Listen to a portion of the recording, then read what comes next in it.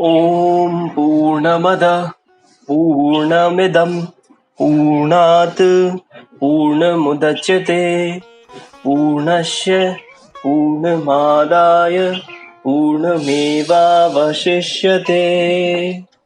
श्री जगदम्बिकायै नमः।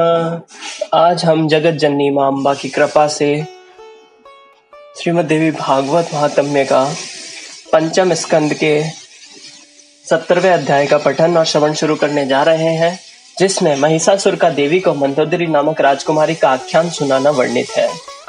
व्यास जी बोले, हे महाराज, उसका यह वचन सुनकर भगवती ने उस दानव से पूछा, वह स्त्री मंदोदरी कौन थी और वह राजा कौन था जिसे उसने त्याग दिया था? बाद में जिससे पति बनाया वह धूर्त राजा कौन था? उस स्त्री को पुनः जिस प्रकार दुख मिला हो वह कथानक विस्तार पूर्वक बताओ। महिषासुर बोला, पृथ्वी तल पर विख्यात सिंहल नामक एक देश है। उसमें बहुत से घने घने वृक्ष हैं और वह धन धान्य से समृद्ध है। वहां चंद्रसेन नामक राजा राज्य करता था, जो बड़ा धर्मात्मा, शांत स्वभाव, प्रजा पालन में तत्पर, न्याय पूर्वक शासन कार्य करने वाला, सत्यवादी, मृदु स्वभाव वाला, वीर, सहिष्णु, नीति शास्त्र का सागर, शास्त्रवेत्ता, सब धर्मों का ज्ञाता और धनुर्वेद में अत्यंत प्रवीण था। उसकी भार्या भी रूपवती, सुंदरी, सौभाग्यशालिनी, सद्गुणी, सदाचारिणी, अत्यंत सुंदर मुख वाली, पति भक्ति में लीन रहने वाली, मनोहर और सभी उत्तम लक्षणों से संपन्न थी। उसका नाम गुणवती था।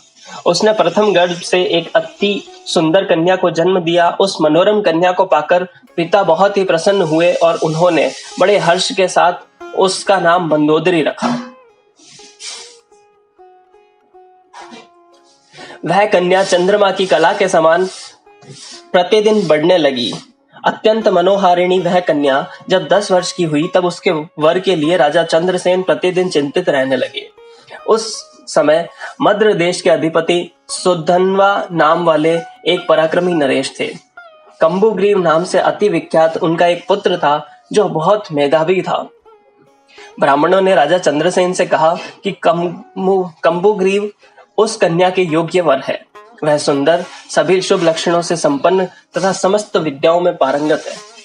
तब राजा ने गुणवती नाम वाली अपनी प्रिय रानी से पूछा, मेरा विचार है कि मैं अपनी सुंदर पुत्री मंदोदरी को कंबुग्रीव को सौंप दूं। पति की यह बात सुनकर उस रानी ने अपने पुत्री से विवाह आदरपूर्वक पूछा, तुम्हारे पिता कंबुग्रीव के साथ तुम्हारा विवाह करना चाहते हैं। तब यह सुनकर मंदोदरी ने माता से यह वचन कहा, मैं पति नहीं बनाऊंगी, विवाह करने में मेरी अभिरुचि नहीं है। मैं सदा कौमार्य व्रत का आश्रय लेकर अपना जीवन व्यतीत करूंगी। मैं स्वतंत्रता पूर्वक सदा कठोर तप करूंगी। हे माता, संसार सागर में परतंत्रता परम दुख है। स्वतंत्रता से ही मोक्ष की प्राप्ति होती है, ऐसा शास्त्रों के ज्ञाता पंडित जनों ने कहा है। अतएव मैं बंधन से मुक्त रहूंगी। मुझे पति से कोई भी प्रयोजन नहीं है। विवाह होते समय अग्नि के साक्ष्य में प्रतिज्ञा रूप में यह वचन कहना पड़ता है कि हे पतिदेव, अब मैं सदा के लिए पूर्ण रूप से आपके अधीन हो चुकी हूँ। इसके अतिरिक्त ससुराल में सास तथा देवर आदि लोगों की दासी बनकर रहना तथा सदा पति के लिए अनुकूल रहना अत्यंत दुखदायक बताया गया है। कहीं यदि पति ने अन्य स्त्री के साथ विवाह कर लिया तो सौत से मिलने वाला महान दुख उपस्थित हो जाता है। उस समय पति के प्रति ईर्ष्या भावना उत्पन्न हो जाता है, कलह भी होने लगता है। हे माता, संसार में सुख कहाँ है? और विशेष करके स्वभाव से ही परतंत्र नारियों के लिए इस सर्प स्वप्न धर्मा संसार में सुख है ही नहीं। हे माता, मैंने सुना है कि प्राचीन काल में राजा उत्तानपाद के नाम एक उत्तम नामक पुत्र थे, जो समस्त धर्मों के ज्ञाता एवं ध्रुव के कनिष्ठ भ्राता थे। उन्होंने अपनी धर्मनिष्ठ पवित्रता, पति के प्रति भक्तिभाव रखने वाली प्रिय तथा सुंदर पत्नी को बिना किसी अपराध के ही वन में छोड़ दिया था। पति के रहते हुए भी इस प्रकार के अनेक दुख स्त्री को सहने पड़ते हैं। देवयोग से उसकी मृत्यु हो जाने पर स्त्री को विधवा बनकर दुख उठाना पड़ता है, क्योंकि वैधव्य परम दुखमय होता है तथा नानाविधि शोक एवं संताप उत्पन्न करता है।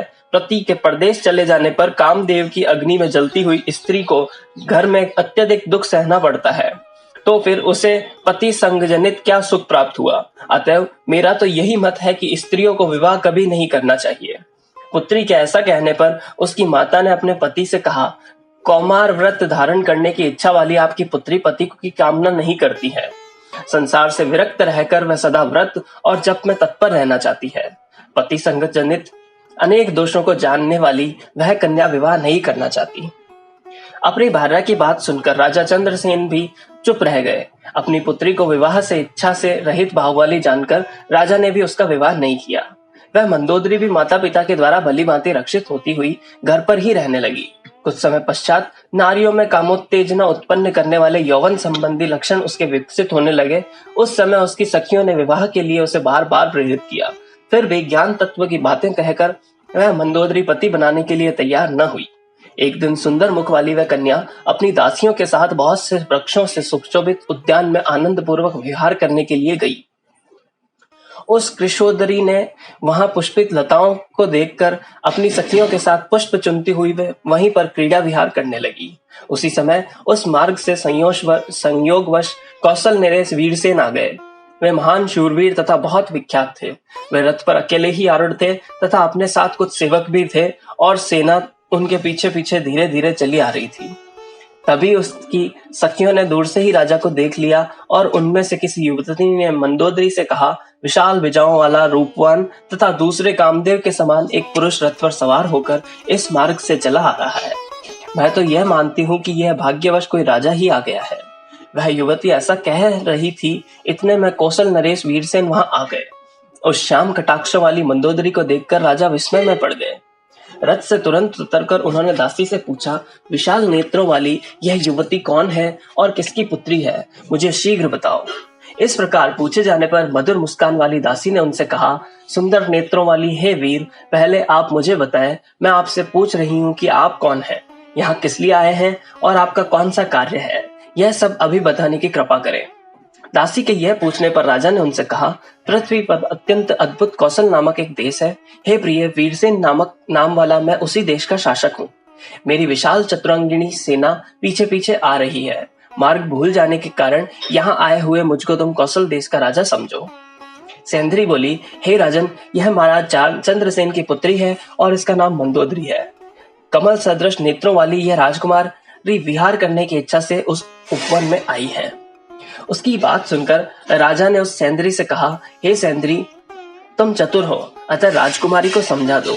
हे सुनयने, मैं ककुस वंश में उत्पन्न एक राजा हूँ, अतः हे कामिनी, तुम गांधर्व विवाह के द्वारा मुझे पति बना लो।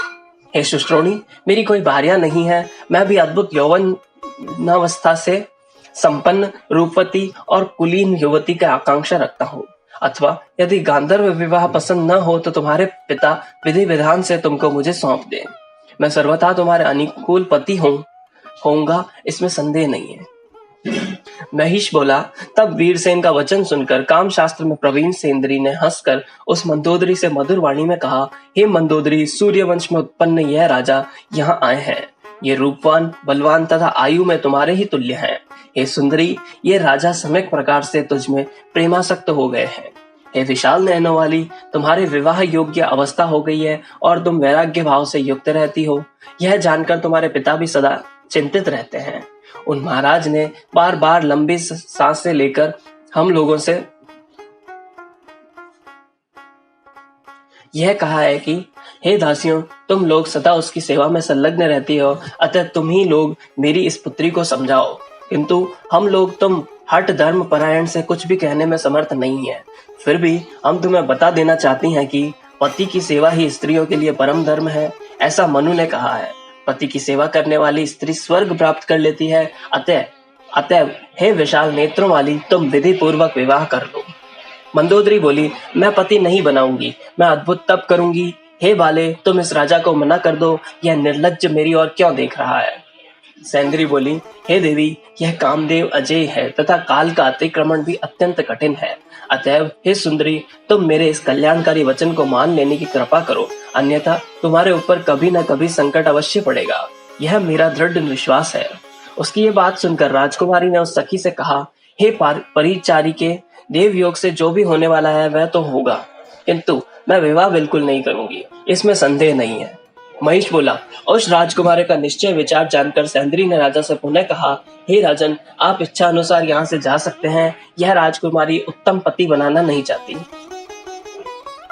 उसकी बात सुनकर राजा वीरसेन उदास हो गए और वह उस राजकुमारी के प्रति आसक्त रहित होकर अपनी सेना के साथ कौशल देश के लिए प्रस्थित हो गए। इस प्रकार 18,000 श्लोकों वाले श्रीमद् देवी भागवत महापुराण संहिता के अंतर्गत पंचम स्कंद का देवी और महिषासुर के संवाद में राजपुत्री मंदोदरी के वृत्तांत वर्णन नामक 17वां अध्याय ओम तत्सत।